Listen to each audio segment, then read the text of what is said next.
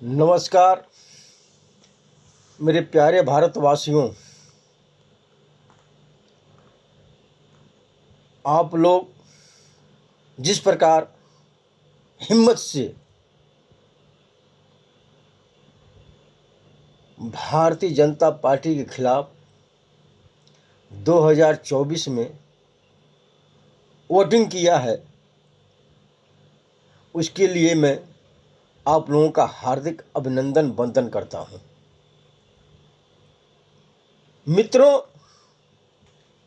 10 साल शासन करने के बाद भारतीय जनता पार्टी के पास कुछ बताने के लिए नहीं है। अब देखा गया है कि भारत के तेजस्वी, अपने आप को कहने वाले, विश्व गुरु कहलाने वाले, वो अपने मान मर्यादा को खो दिया है, अपने प्रतिष्ठा को, अपने गरिमा को खो दिया और उनकी भाषाएं बदल गई। वो जनता से यह नहीं बता रहे हैं हमने 10 साल में ये विकास का काम किया है। वह सिर्फ विपक्ष को कोस रहे हैं। अगर कांग्रेस आया तो राम मंदिर पर फिर से ताला लग जाएगा। शायद मोदी को ज्ञात नहीं है, कोई कांग्रेस के पीएम स्वर्गीय श्री राजीव गांधी ने राम मंदिर का ताला खुलवाया था। यहां तक नहीं, मोदी जी कहते हैं कि अगर कांग्रेस सत्ता आ गई तो आपके घर में घुस करके, अगर 2 भैंस हैं तो एक भैंस छोड़कर मुसलमानों को दे देगी। यही नहीं रुकते हैं, फिर कहते हैं कांग्रेस आएगी तो एक्सरे कैमरा लेकर आपके घर में घुसेगी और आपके मंगलसूत्र का चोरी करके मुसलमानों को दे देगी।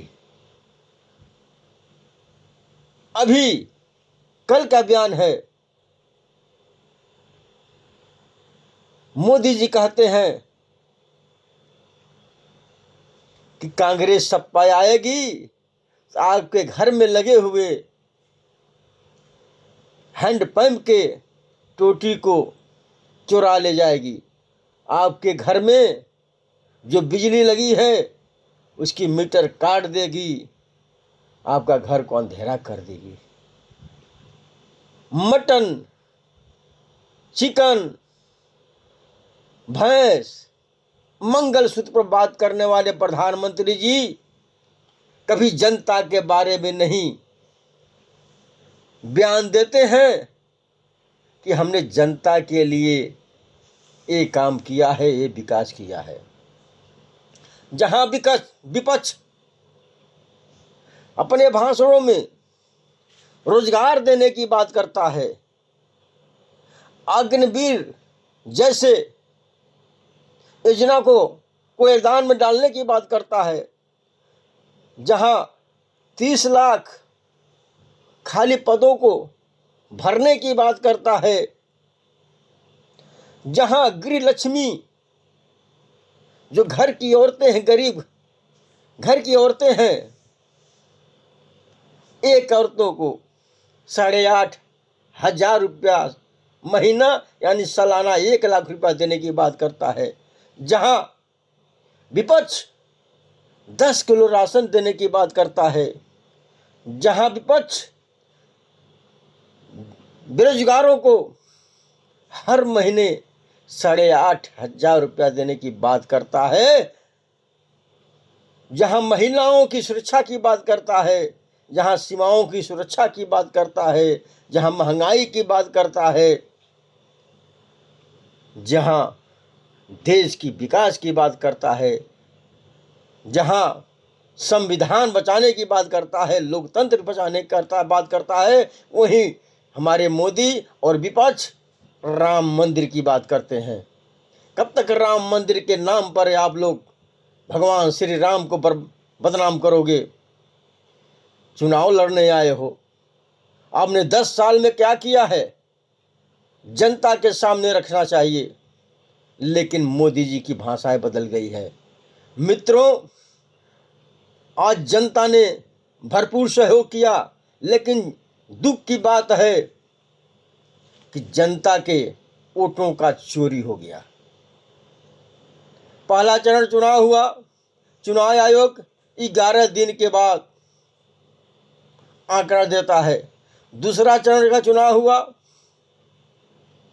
5 दिन के बाद देता है आंकड़ा। 5वें चरण तक जो आंकड़ा दिया है उससे शक जाहिर होता है।